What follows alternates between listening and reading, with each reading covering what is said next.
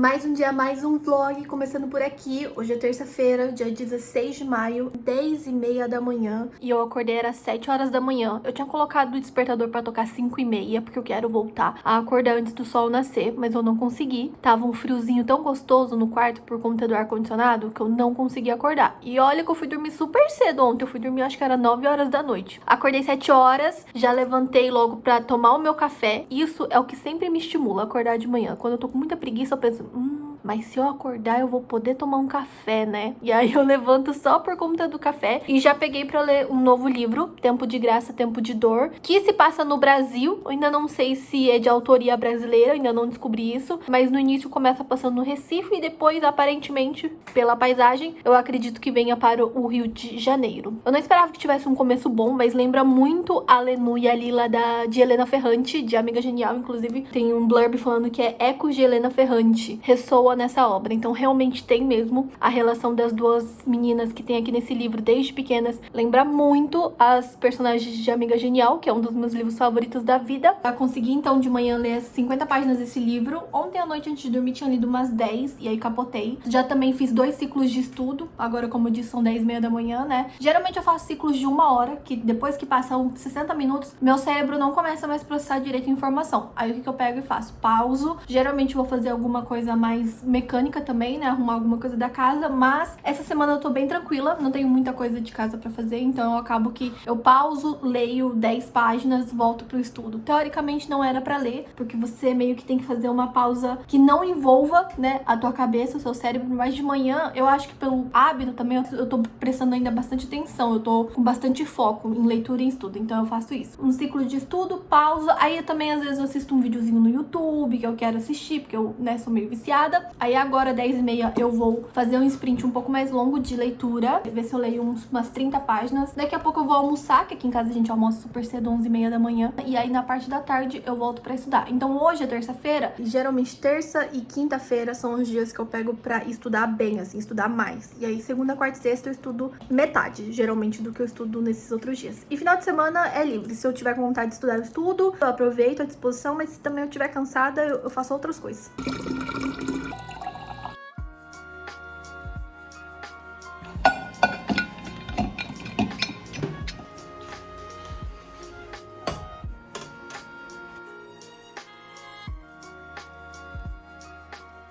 Engraçado que é só sentar aqui, pegar um livro e começar a ler as primeiras 3 páginas que dá muita vontade de tomar um café.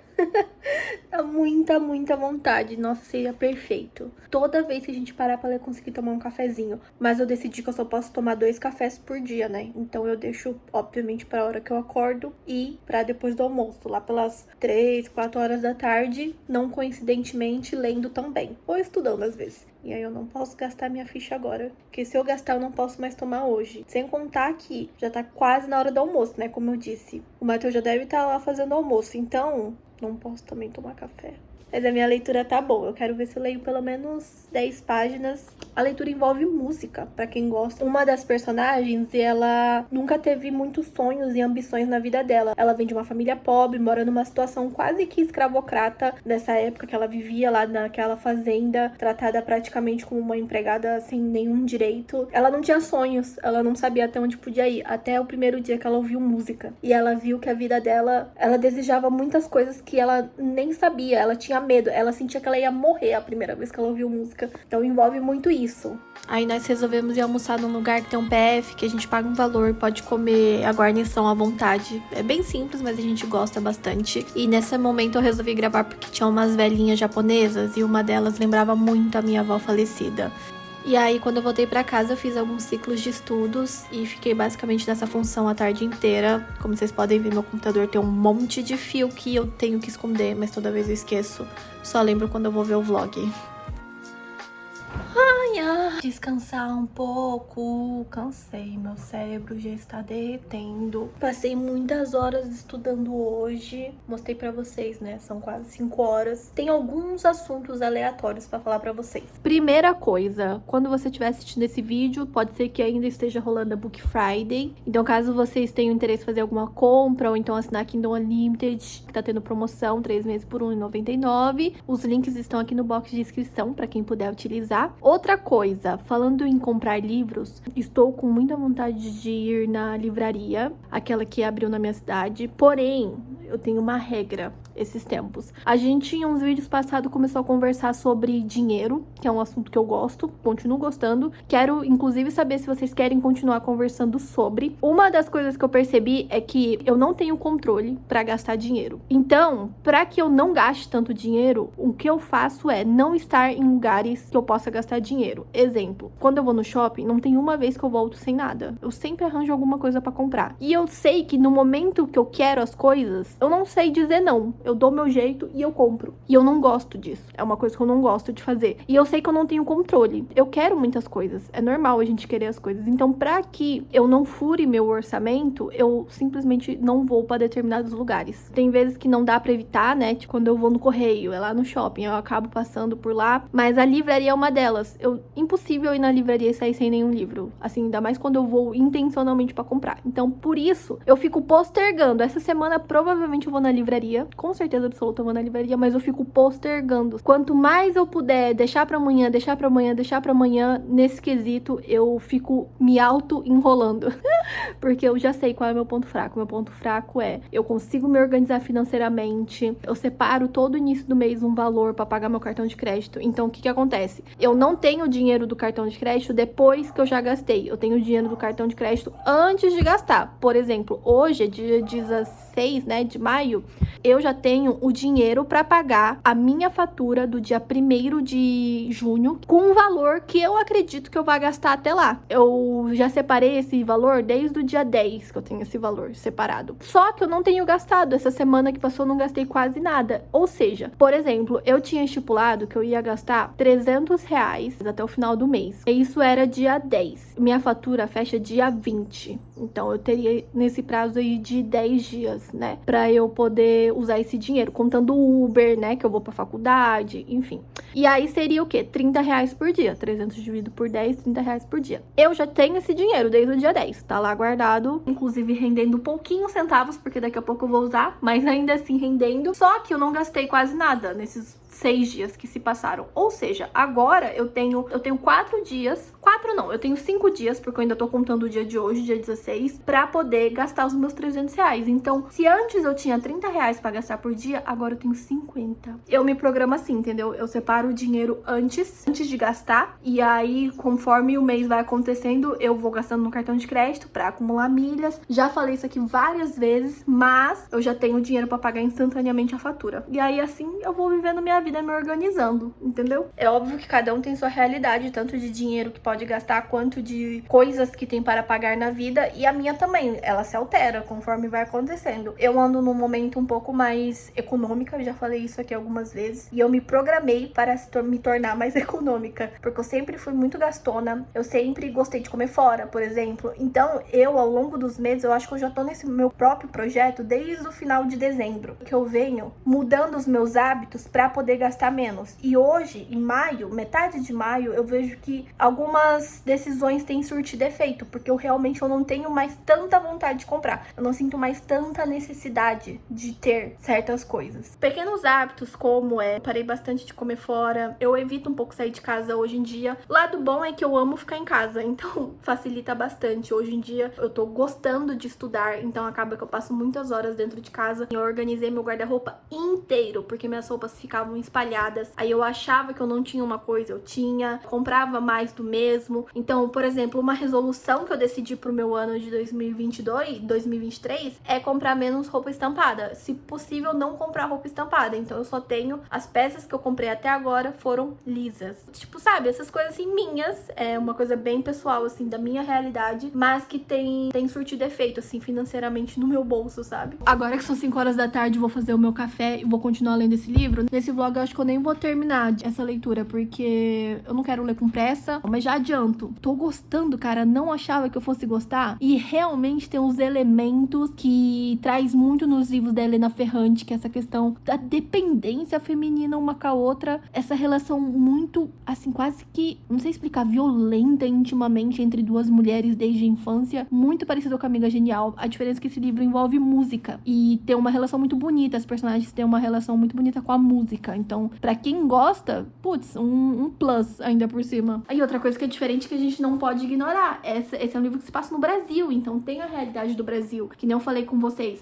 nessa época do que se passa o livro, a escravidão tinha sido abolida, mas será que realmente as pessoas pararam de viver em condições tal qual escravizados? Fica aí o questionamento, né? Essa realidade com certeza faz toda a diferença, já que o livro da Helena Ferrante se passa na Itália, realidade de Nápoles, esse aqui se passa na realidade nordestina de Recife, e também eu acredito que vai passar um tempo no Rio de Janeiro, ainda não cheguei nessa parte. É o que tá parecendo.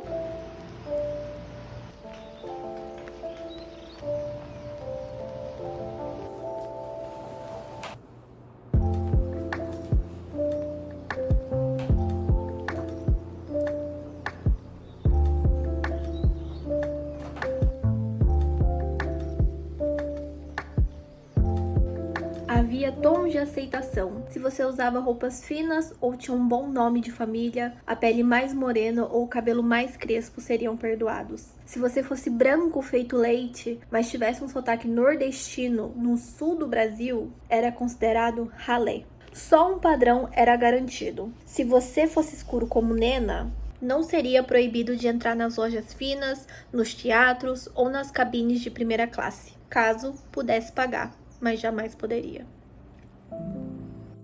Depois voltei para minha mesa, dessa vez não para estudar, e sim para fazer minha organização financeira. Então eu escrevo absolutamente tudo que eu já gastei no mês, no meu cartão de crédito, na minha agenda.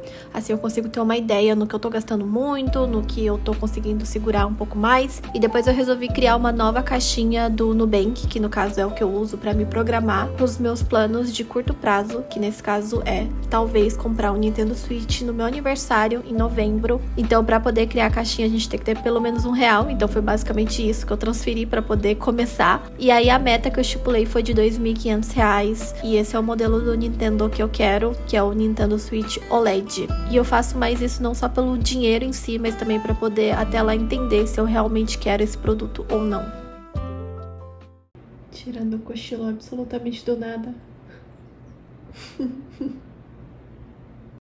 Dia seguinte por aqui, vim só pra encerrar o vlog e queria também dar um update pra vocês, porque uns vídeos atrás eu mostrei que eu tava tentando gerar uma renda extra vendendo meus livros, consegui, né, até falei com valor estudinho pra vocês nos vídeos, e dessa vez, esse mês agora de maio, eu também consegui vender mais algumas outras coisas que estavam paradas aqui em casa. Eu vendi um notebook e também vendi aquelas roupas que eu disse pra vocês que eu organizei, saíram várias quando eu estava usando há meses e resolvi vender. Só nessa brincadeira, esse mês eu consegui fazer R$2.500 de renda extra por conta do notebook, né, que é mais caro. Aí esse valor que eu consigo, que teoricamente não era pra eu ter esse mês, eu não uso instantaneamente. Se vocês forem pensar, é exatamente o valor de um Nintendo Switch. Mas mesmo assim eu não pego e transfiro esse dinheiro pra algo novo, assim. O que eu faço é guardar esse dinheiro numa reserva de emergência que eu tô fazendo já faz alguns meses, pra um momento futuro em que eu possa precisar. E aí o Nintendo Switch continua sendo guardado um valor mensalmente pra eu conseguir levantar esse valor total, porque até como eu falei pra vocês,